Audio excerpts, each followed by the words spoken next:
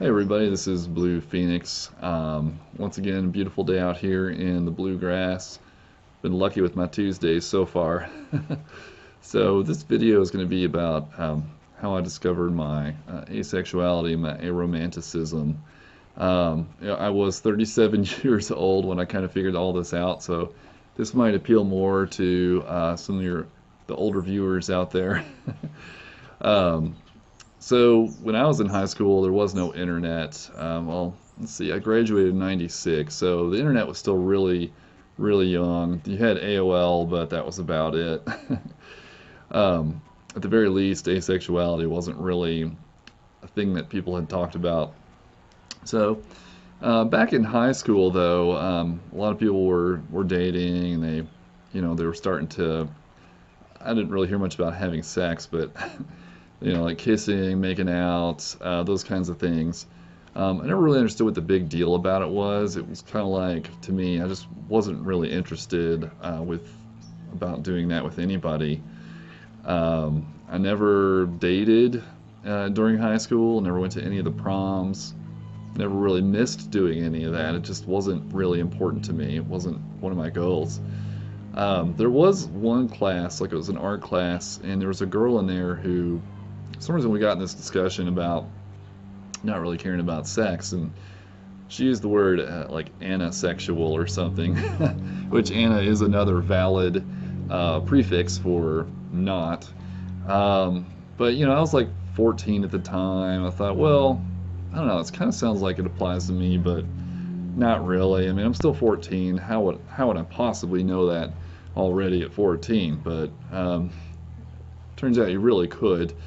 I had a lot of friends that weren't really interested in sex, or they weren't really going after it. So I had a few that were, and I don't know, I kind of thought it was silly in high school. Like, what's the point? What is all this about? I was really more focused on my academics. I was really good in my classes, and I had good grades, but I just never really was interested. I was one day peer pressured into asking a girl out on a date, and she turned me down, which was actually kind of nice because I didn't really want to go in the first place. But that was about all my experience with dating in high school. Once I got to college, of course, sex and dating became a lot more prevalent. But I was still like really focused on my studies. I was getting really good grades in my engineering classes, and I just really wasn't worried at all about dating or any of that kind of stuff. In my free time, I did play some Magic the Gathering.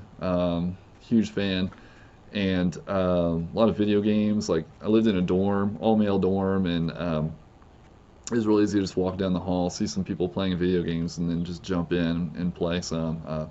Smash Brothers, that was the big one back then on the N64. Um, I just, even in college, I never asked anyone out, never was really interested in any of that.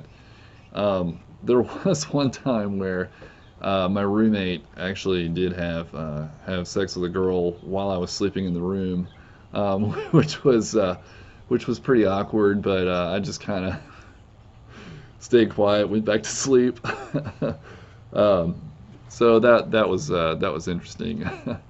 After I graduated, I got a really good job. I worked here in Lexington, and I don't know, it was a couple years of working, and when I decided, okay, I'm really going to try out this whole getting a girlfriend and going out on dates thing. I made a New Year's resolution, and I said, yeah, I'm gonna give this a shot. I mean, everybody else is doing it, so surely it must be something that's nice and awesome to do. So I first tried out Match.com. I got on there and started dating a few women on there.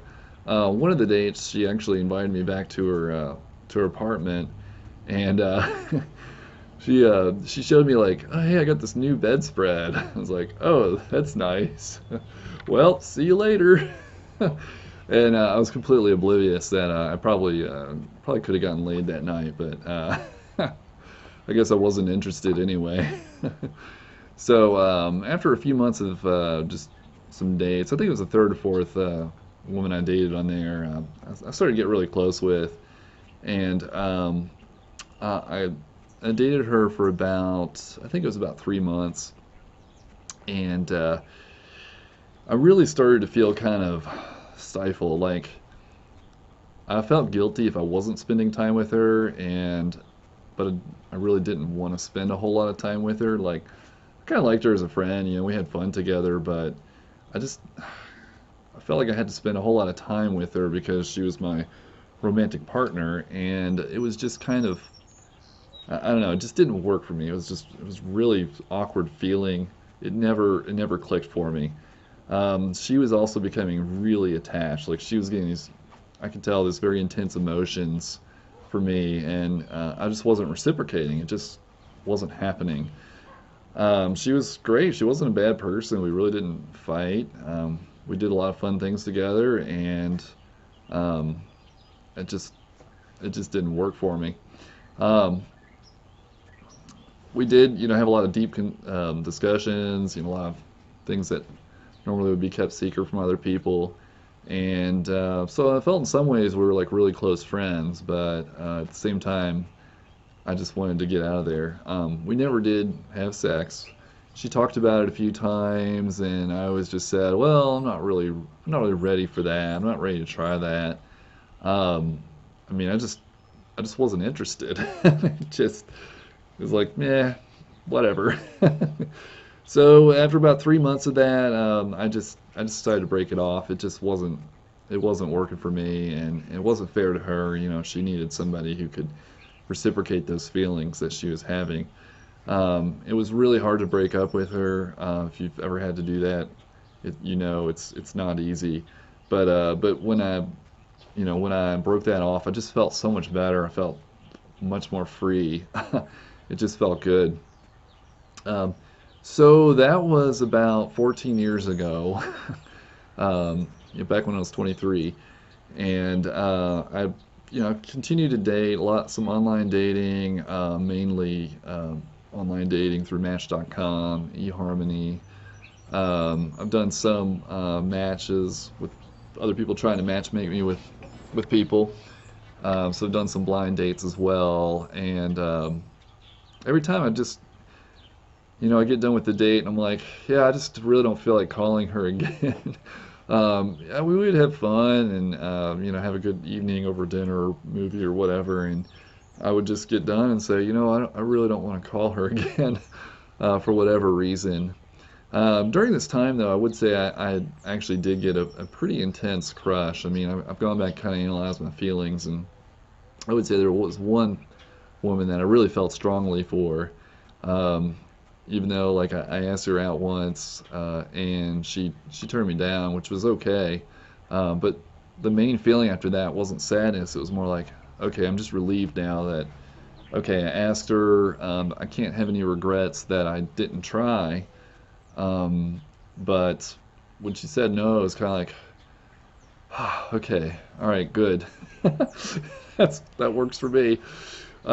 So last summer it was. I was set up on another blind date. Again, she was nice. She was fine. I had a good time.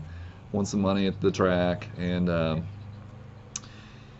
after that, after the date was over, I was like, yeah, I really don't feel like calling her back, and uh, and I just kind of thought, you know what? I think the happiest times of my life are where I've just been single and not worried about trying to date. And so I kind of thought, okay, maybe just being single my whole life is the way to go. Um, I read some books on being single. One of them was called Singleism by Bella DePaulo.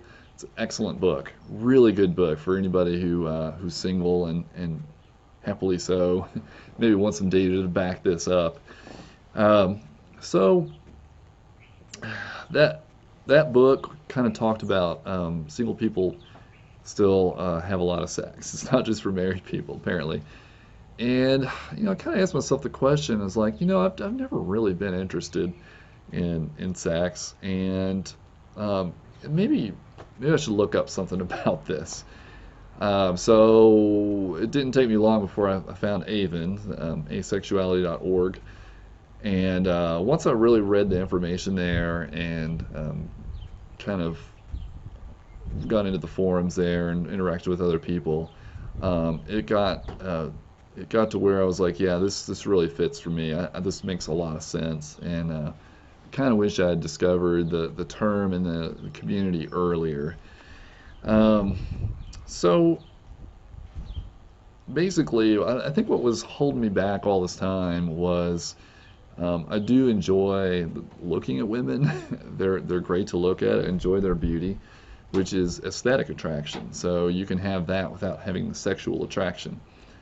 I do occasionally do feel sexual arousal around women, and I think that was mainly what was keeping me back from understanding asexuality, because you can have that but still be asexual. So now that I understand that, and everything just really fits for me, it just makes a lot of sense. Like, okay. So if you're still questioning, you're not really sure about it, I highly recommend going to Avon, asexuality.org. Read the forums there. Just read all you can about it, because it can be very confusing, and often when you see what other people are feeling and writing down, it's like, oh my gosh, I could have written that post myself. I mean, it feels just like that was me writing that. It's amazing. So, am I actually aromantic if I felt a crush in my life? I would say technically I'm not. Aromantic people don't even feel crushes ever. I've only ever had really one crush, and it wasn't enough to prompt me. I mean, she turned me down, but maybe I could have chased that more. But I didn't. I felt more relieved afterwards. Airplane going overhead. And the one relationship I was in, I just felt, I don't know, I just felt really suffocated. It just felt terrible. It's not supposed to feel terrible, I don't think. So I would say I'm really, really close to aromantic. Close enough that I might as well just use the term. I feel like I can use the term, and it's easier to explain to others that way too, in my opinion. So my current outlook in life is great. I'm happily single. I think over the years, the only thing that was making me kind of sad or depressed was this idea that I had to chase after a relationship. I had to chase after sex when really I wasn't interested in it.